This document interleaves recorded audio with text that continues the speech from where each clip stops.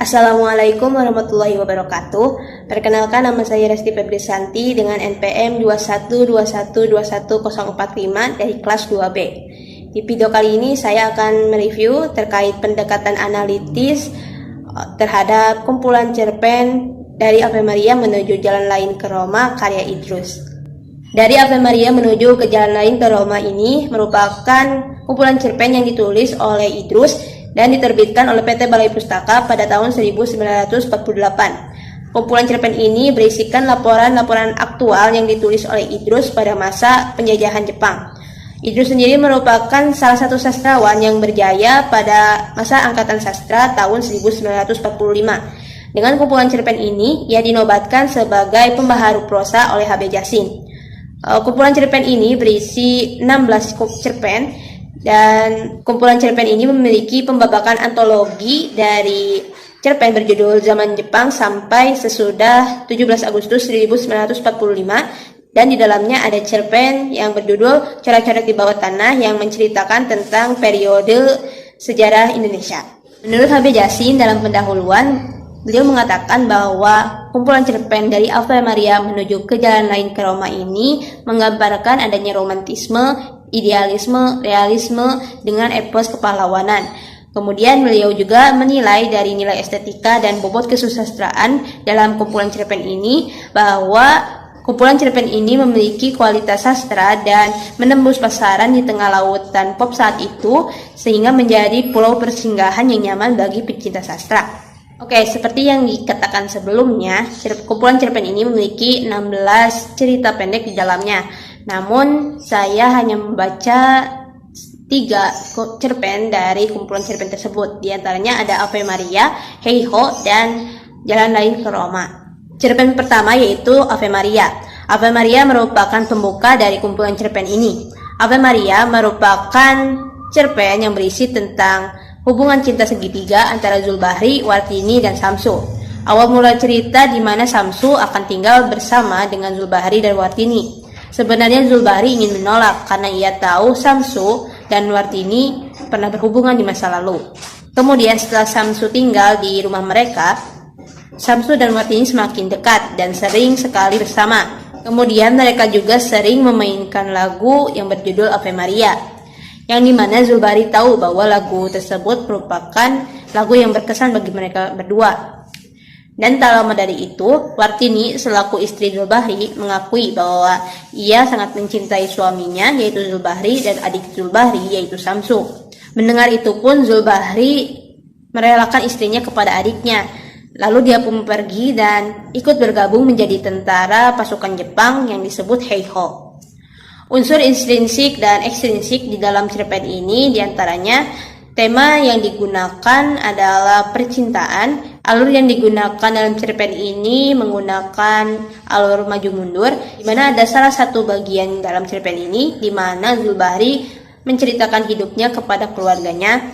Lalu latar yang digunakan adalah latar pada masa penjajahan Jepang dan tempatnya berada di rumah Zulbahri. Kemudian tokoh dan perwatakan dalam cerpen ini, yang pertama ada Zulbahri, yaitu memiliki sifat yang tegar dan ia merelakan istrinya kepada sang adik. Kemudian ada Wartini yang berwatak egois, di mana dirinya menginginkan keduanya, yaitu Zulbahri dan Samsu. Dan terakhir Samsu, yaitu memiliki sifat yang licik, di mana ia awal mulanya ingin tinggal bersama kakaknya dan istrinya, lalu memikat Wartini sang istri kakaknya. Kemudian sudut pandang yang digunakan yaitu orang ketiga. Kemudian gaya bahasa yang digunakan dalam cerpen ini yaitu menggunakan bahasa Indonesia baku, dan amanat yang bisa diambil yaitu merelakan orang yang kita cintai merupakan sebuah ketulusan dalam cinta. Kemudian cerpen yang kedua yaitu Heiho. Heiho ini menceritakan tentang seorang laki-laki yang bernama Kartono yang ikut bergabung dalam pasukan tentara Jepang yang bernama Heiho dengan tujuan untuk membela tanah air. Namun ia dituding oleh istrinya sebagai antek penjajah, di mana Kartono sendiri memilih membela negara daripada memilih istrinya. Kemudian ironisnya, Kartono tewas dalam pertempuran sedangkan istrinya sedang kawin bersama lelaki lain. Dari cerpen ini Seorang bekas Heiho mengecam Idrus lewat surat redaksi karena telah mencemoohkan Heiho. Dari cerpen ini memuat unsur ekstrinsik dan intrinsik yang diantaranya ada tema yang digunakan adalah perjuangan, di mana Kartono berjuang untuk membela tanah airnya dengan mengikuti pasukan Jepang. Kemudian latar yang digunakan yaitu latar tempat di markas Heiho dan di rumah Kartono, dan latar waktunya pada pagi sampai malam hari pada masa penjajahan Jepang. Kemudian alur yang digunakan yaitu alur mundur, di mana di akhir cerita menyatakan bahwa Kartono mati 8 bulan yang lalu di Birma. Kemudian ada tokoh dan perwatakan, di mana Kartono ini memiliki watak yang baik dan pekerja keras, di mana ia rela berjuang untuk membela tanah airnya. Kemudian ada Miyarti, sang istri yang egois karena memberikan pilihan kepada Kartono, yaitu dirinya atau membela tanah air. Lalu untuk sudut pandang yang digunakan menggunakan sudut pandang orang ketiga, dan gaya bahasa yang digunakan yaitu bahasa yang mudah dimengerti dan dipahami oleh pembaca dalam cerita masa lalu, dan amanat yang diambil yaitu memperjuangkan diri untuk membela tanah air adalah suatu hal yang mulia. Kemudian cerita yang ketiga yaitu cerpen Jalan Lain ke Roma. Jalan Lain ke Roma ini menceritakan tentang kehidupan Open yang dimana dulu ia menjadi seorang guru biasa sampai guru agama, namun melakukan suatu hal yang buruk sehingga dipandang buruk oleh semua orang. Lalu tak lama dari itu ia juga bercerai dengan istrinya, kemudian pulang ke desa. Lalu di desa ia bertemu dengan seorang gadis bernama Surtia, dan tak lama dari itu mereka berdua menikah. Surtia selalu setia dengan Open ketika ia berusaha untuk bangkit dari semua kegagalannya. Namun ketika Open lebih fokus terhadap pekerjaannya, yaitu sebagai pengarang, Surtia mengingatkan bahwa ia harus mencari kerja karena untuk memenuhi kebutuhan hidup mereka. Namun karena Open yang keras kepala, ia pun menyuruh Surtia pergi ke desa saja. Memang kehidupan Open setelah itu lega, namun lama-kelamaan ia menyadari bahwa ia melupakan tugasnya sebagai seorang suami. Lalu tak lama dari itu Open pun pergi ke desa untuk menemui Surtia.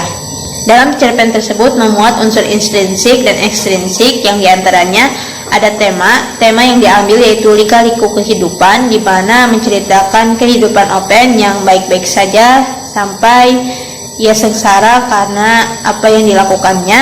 Alurnya sendiri menggunakan alur klausal, di mana ada sebab dan akibat. Lalu latar yang digunakan dalam cerpen ini adalah perkotaan dan desa, serta waktunya pada zaman masa penjajahan Jepang.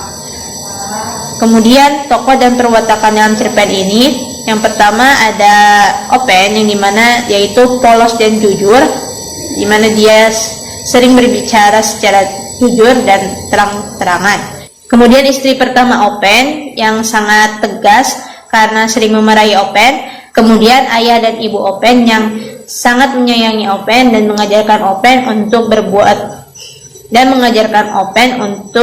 berbicara secara jujur. Kemudian Surtia sebagai istri kedua Open yang selalu setia terhadap Open. Terakhir ada mualim kota yang cerdas dan sering memberikan pelajaran kepada Open. Untuk sudut pandang yang digunakan yaitu orang ketiga, gaya bahasa menggunakan bahasa Indonesia baku, dan amanat yang diambil dari cerpen ini adalah kesuksesan seseorang itu berbeda-beda. Oleh karena itu boleh kita bekerja keras, namun jangan sampai melupakan orang-orang yang telah mendukung kita untuk mencapai kesuksesan tersebut. Kemudian untuk biografi penulis yaitu Idrus merupakan salah satu sastrawan angkatan 45 dan memiliki nama asli Abdullah Idrus.